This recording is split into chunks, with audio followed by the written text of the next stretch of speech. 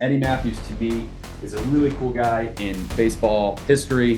He is on the cover of the 1954 Sports Illustrated magazine. I think a year. And Eddie Mathews came on the scene and was very quickly a world-class power hitter.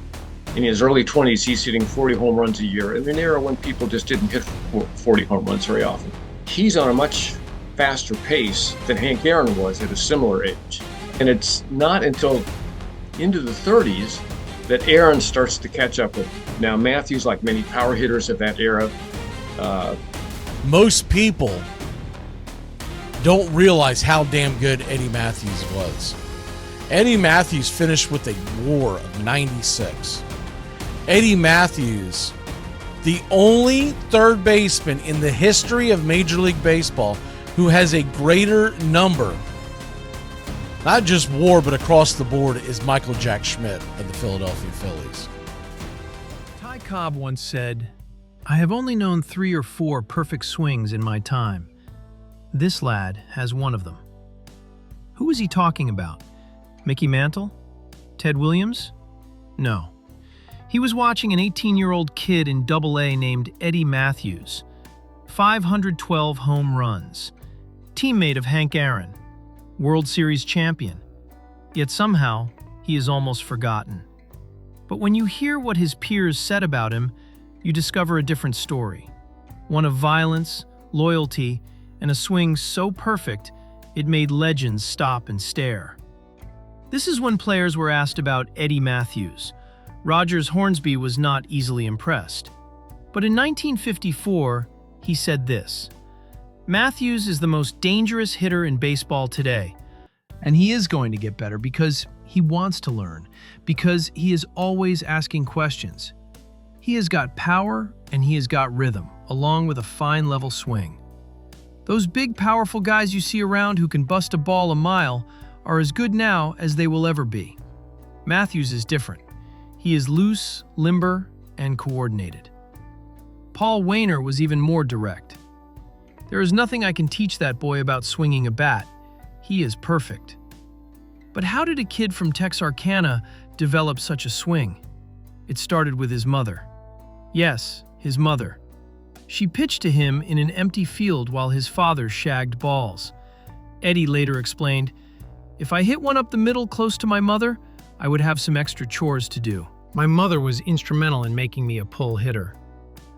Warren Spahn, who played alongside both Eddie and Mickey Mantle, made this comparison. "Mathews is just as strong as Mantle. They do not hit the same. Mantle gets all his weight into his swing. Mathews uses his swing more, like Ted Williams." The numbers backed it up. 47 home runs at age 21.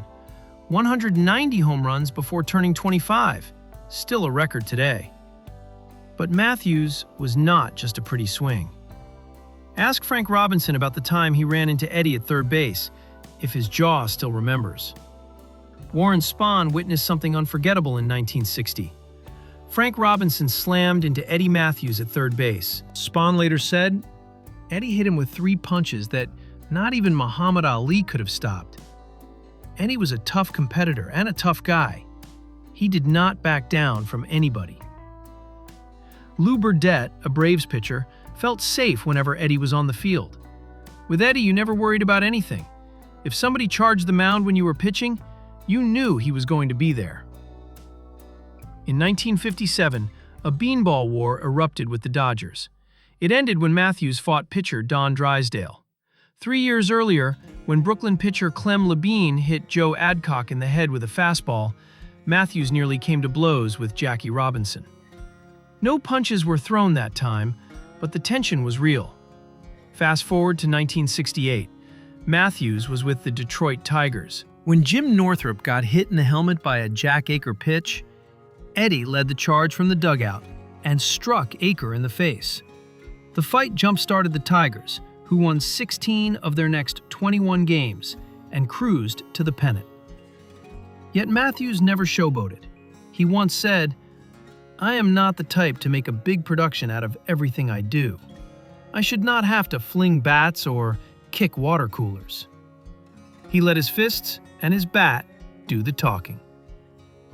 But with all that toughness, how did he handle playing next to the man who would become baseball's home run king?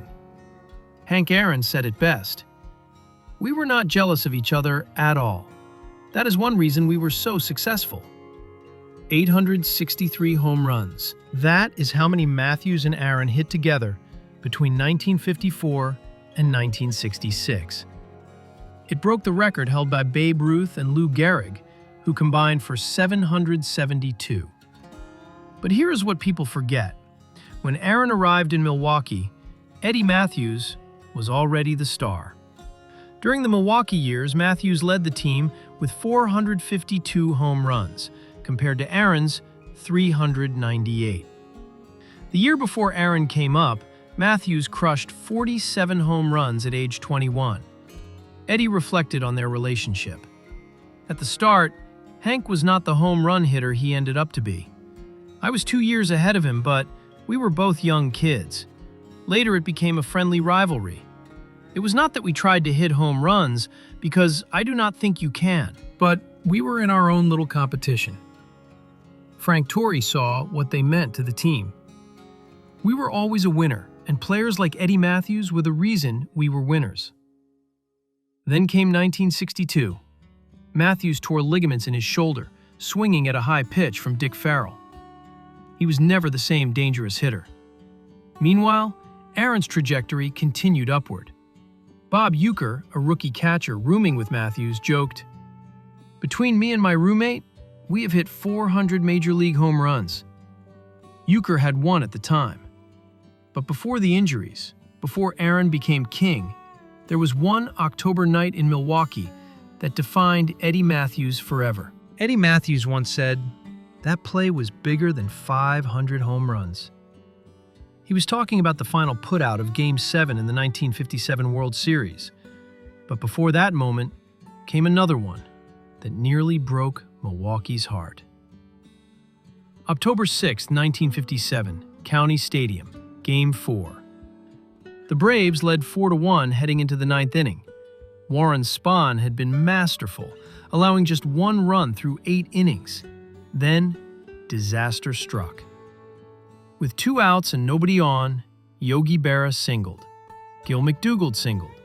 Elston Howard crushed a 3-run home run. The game was tied, 4-4. In the 10th inning, the Yankees took a 5-4 lead. Milwaukee's season hung by a thread. Then came the shoe polish incident. Nippy Jones got hit by a pitch, proved it by showing the umpire the mark on the baseball from his shoe polish, and reached first base. Red Schoendienst bunted him to second. Johnny Logan doubled him home, 5-5. Eddie Mathews stepped to the plate. His high school coach, Clarence Schutte, had traveled all the way from Santa Barbara to watch. The count went to 2-2. Bob Grimm delivered. Mathews launched it to right field. 2-run home run.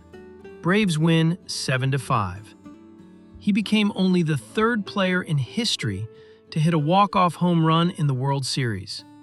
In Game 5, he scored the only run in a 1-0 victory. In Game 7, he made the final putout that secured the championship. With a ring and 512 home runs, you would think the Hall of Fame would be automatic. But in 1974, something shocking happened. January 16, 1974. Eddie Mathews called his wife with the news. He was not elected to the Baseball Hall of Fame. He received only 32.3% of the vote. He needed 75%. 8 players finished ahead of him. Ernie Banks was elected that same year. Banks had 512 home runs. Mathews had 512 home runs. Their career numbers were nearly identical. Banks hit .274 with a .330 on-base percentage. Mathews hit .271 with a .376 on-base percentage. Mathews had a 143 OPS plus compared to Banks' 122.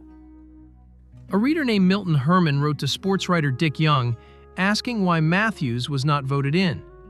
Young's response was revealing. There is, hard to believe, more to baseball than home runs. Banks was, through much of his career, a fine shortstop who hit home runs, a rare combination. But yes, popularity does count in baseball, in voting, in life.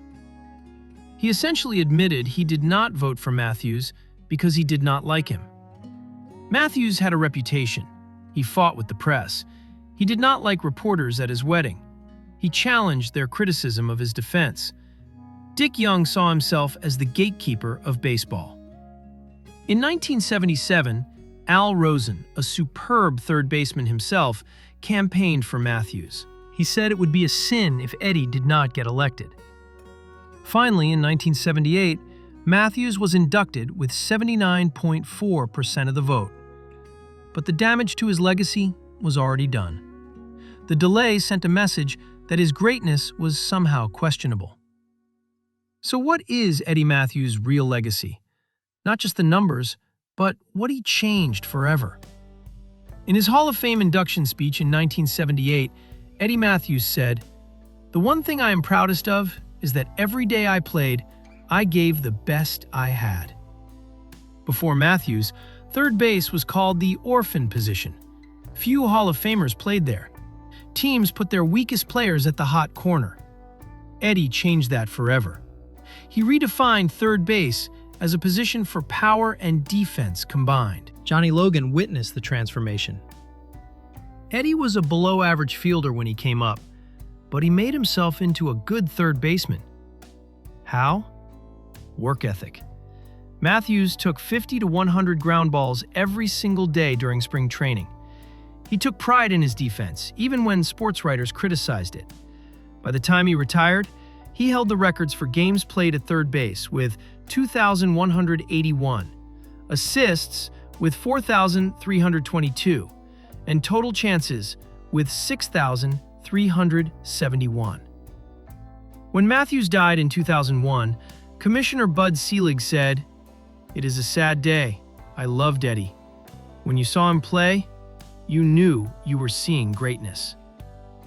The numbers tell the story. 7th player to reach 500 home runs. The only player to join that club by homering off a Hall of Fame pitcher, Juan Marichal.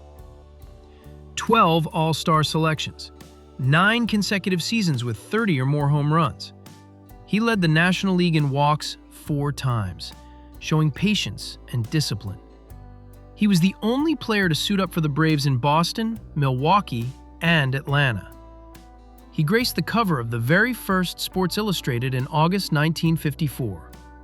Later, he managed the Braves and was in the dugout when Hank Aaron hit number 715. He struggled with alcohol, but spoke honestly about it. After baseball, he tried sales and failed. "I was not a closer. I would go in and talk baseball for half an hour and walk out without mentioning my product."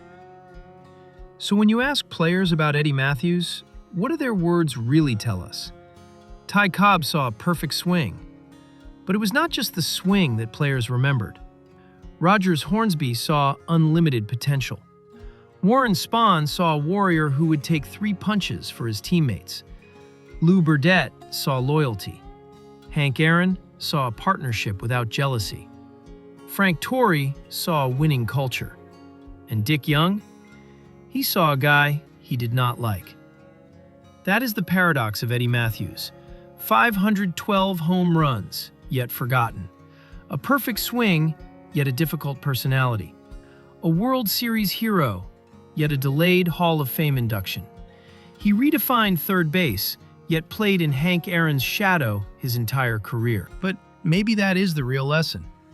Greatness is not always popular. The best teammates protect each other, even if it means fighting. Work ethic can transform raw talent into perfection. And sometimes, the most important play is not the home run. Mathews said that final putout in Game 7 was bigger than 500 home runs. Maybe he understood something we often miss.